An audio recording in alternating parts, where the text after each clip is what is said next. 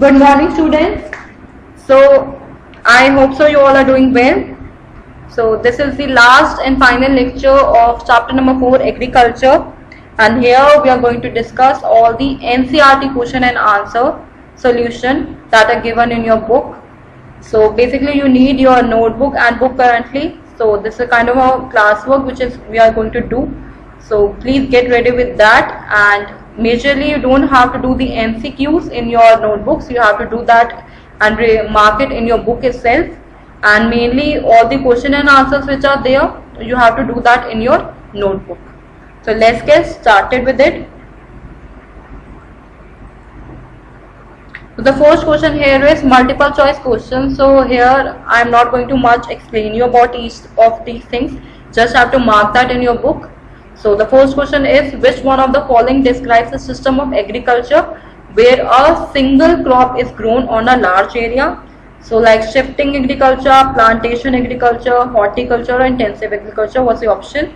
The answer is plantation agriculture, because plantation agriculture is a form of commercial farming where crops are grown for profit and large land areas are needed for this type of agriculture.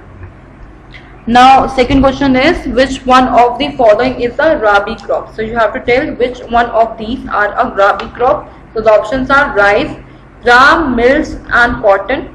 So the answer is gram. So gram is a kind of a rabi crop, because rabi crops or rabi harvest are the agriculture crops that are sown in winter and harvested in the spring in the South Asia.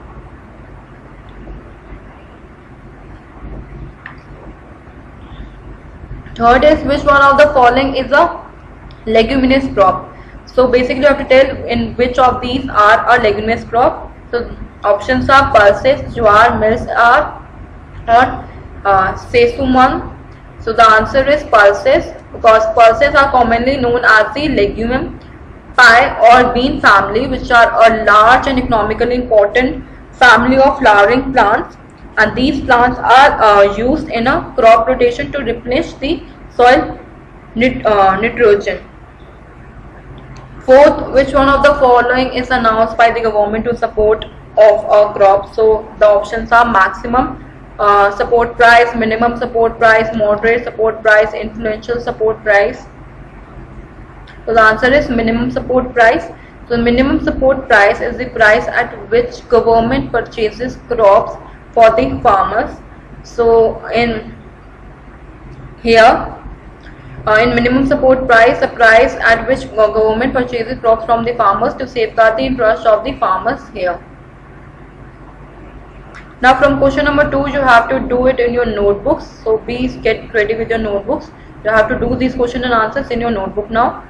So answer the following question in 30 words. So name one important beverage crop and specify the geographical conditions required for its growth.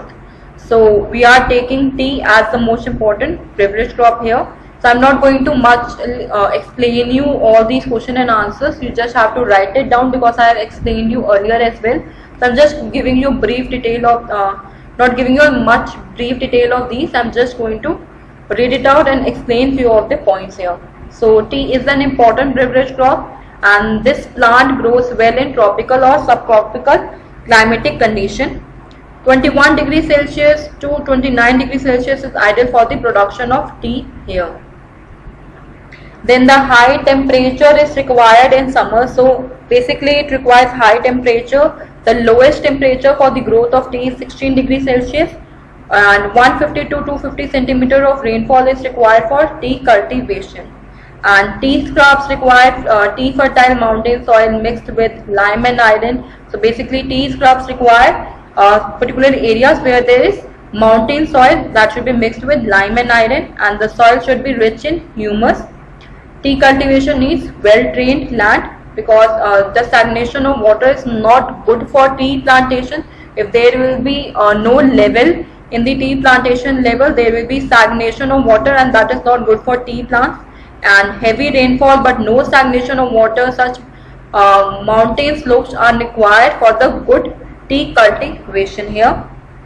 Deep and fertile, well drained soil which is rich in humus and organic matter. Tea bushes require warm and moist, frost-free climate throughout the year. So basically they need fertile, well-drained soil, and humus and organic matter is required. Tea bushes require warm and moist, frost-free climate throughout the year. Now the next question is, name one stable crop of India in the regions where it is produced. So one stable crop of India where it is produced is rice. So rice is a kind of a stable food crop that we are taking here, and it grows in the region of Indo-Gangetic plains, Northeast India, coastal areas and the deltatic regions. And the major rice producing areas here are northern plains and coastal deltatic plains.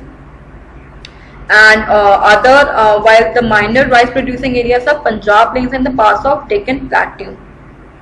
Now the development of a dense network of canal irrigation and tubers have been made it possible to grow rice in areas of less rainfall such as Punjab, Haryana and West and Uttar Pradesh and parts of Rajasthan.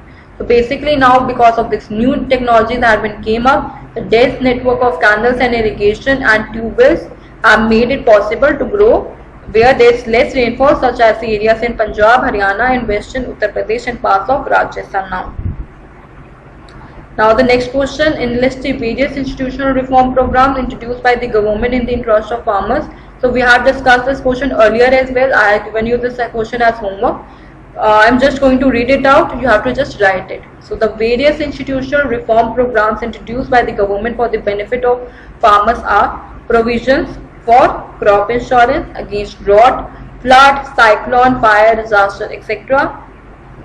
Second point, establishment of Grameen banks, cooperative societies and bank for providing loan facilities to the farmers at a lower rate of interest. Government also announces minimum support price, subsidy on agricultural inputs and resources such as power and fertilizers, facilities of Kisan credit card and personal accident insurance scheme. Special weather bulletins and agricultural programs for farmers were introduced on radio and television. So these are a few of the steps that government have been taken in support for the farmers here. Just have to write it down. I'm not going to explain it because I have explained you a number of times all these things. Now the next question is, the land under cultivation has got reduced day by day. Can you imagine its consequences? So the land under cultivation has got reduced day by day. Why? How can you imagine its consequences? So you have to just tell that. So there are a number of consequences here because of the increasing population. So the consequences here are, first of thing, because of this high population, food shortage is there for the rising population. There is not much of food that is there. Then rise in price for food grains. So there is a certain rise in food grains nowadays, and because of that many of them could not buy it as much as they can.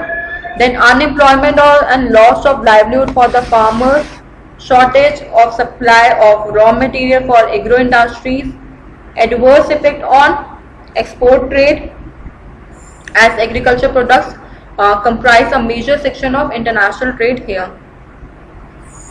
Now question number 3, answer the following question in about 120 words. So just the initiative, the first question is, suggest the initiative taken by the government to ensure the increase in agricultural production. So here you have to tell certain initiatives that have been taken by the government to ensure the increase in the agriculture production. So there are various initiatives taken by the government to ensure the increase in agriculture production are first, collectivization, consolidation of holding, cooperation and abolition of zimmedari, etc. were given priority to bring about institutional reforms in the country after independence.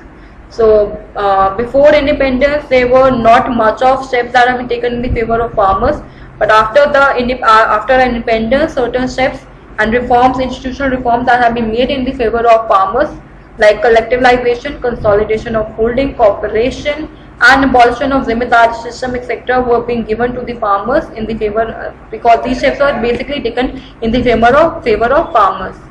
Then land reform was the main focus of our first 5-year plan. Green revolution was based on the use of package technology, and the white revolution was some of the strategies initiated to improve a lot of Indian agriculture here. So the green revolution was developed, white revolution have been, these are few of the strategies that the government have initiated to improve the condition of Indian agriculture. Now, minimum support price, you all know these are all also these few of the initiatives that have been taken by the government in the favor of farmers. So the minimum support price policy, provision for crop insurance, subsidy on agriculture inputs and resources such as power and fertilizers, Gramin banks, Kisan credit card and personal accident insurance scheme were also one of the reforms brought by the Indian government here. Now the next question is, describe the impact of globalization on our Indian agriculture. So you have to describe the impact of globalization on our Indian agriculture. So the main impact of globalization on Indian agriculture has been felt since the colonial time, because we were supplying them all the major crops such as raw cotton and spices were the important raw materials that been exported items from India. Then in 1917, Indian farmers revolted in Champaran against being forced to grow indigo in place of food grains. So the farmers also revolted back in 1917 in Champaran against the Britishers who wanted to that the Indians should grow indigo for their supply diet to Britain's flourishing textile industry. Thus, globalization has had its blooms and bans for Indian agriculture here. Now, post-liberalization, Indian farmers face new challenges in the form of competition from highly subsidized agriculture of developed nations. So, after independence, the new challenges have been faced by the farmers. Competition from other nations have been came up, and this prompted the need for making Indian agriculture successful and profitable by improving the condition of small and marginal farmers here, countering the negative effect of green revolution, developing and promoting organic farming, and diversifying cropping pattern from cereals to high value crops. So these were few of the changes that the globalization have made into our Indian agriculture. Now the last question here is, describe the geographical condition required for the growth of rice. So the geographical condition required for the growth of rice are the few of the points. Firstly, it is a kharif crop. Then it requires hot and humid climate for cultivation.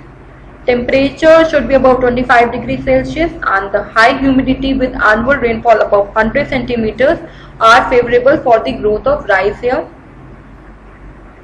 Then rich alluvial soil for the floodplains and deltic areas which are renewable every year are ideal for the rich rice cultivation. Rice requires abundant rainfall for good water supply through irrigation and flooded fields during the earlier parts of the growing season in June or July. Plenty of cheap labor, as most of the farming involves manual labor here. So these are few of the points that are being required for the rice cultivation. Now the homework solution. So we have finished on the classwork. This is the homework solution that I have given you in the previous lecture about the production rate from the last 5 years. So this is still the record 2018, 2019, 20 record haven't came yet. So the certain rise in each and every cereal you can see from report that have been made from 2016 to 17 to 2017 and 18 in rice, wheat, oats, cereals, pulses, food grains, oilseed, sugarcane and cotton. So the maximum, the growth that have been seen here is in the sugarcane. The maximum growth, the production have been, we can see the boost is there in sugarcane, then it is there in pulses, then in cotton, then it is there in fossil seeds and food grains, and list up the least is in there in the oil seeds. If you can see here the changes that have come. Now the homework that I am going to assign you, that is the assignment that you have to do as a homework. So the questions that are there I am giving you as an assignment are these four. First, what is the importance of agriculture in our Indian economy? So what is our importance of agriculture in our Indian economy? You have to tell that. Second, what is the plantation agriculture? Third, what is the importance of animal husbandry in India? And fourth, how will the change in the cropping pattern affect the Indian economy? So these are few of the questions that you have to do as an assignment and as a homework for today's lecture. Still you have queries and anything you want to ask me out about anything related to the subject or apart from the subject, I am there to let you know, to motivate you each and every time. If you are not able to focus on something, I am here to give you all the answers. If you have queries, you can ask me in the comment section or directly through WhatsApp, or elsewhere you can call me as well. So this is whole as a lecture. If you have any queries, please ask me. Thank you so much, and please take care of your health. Thank you so much.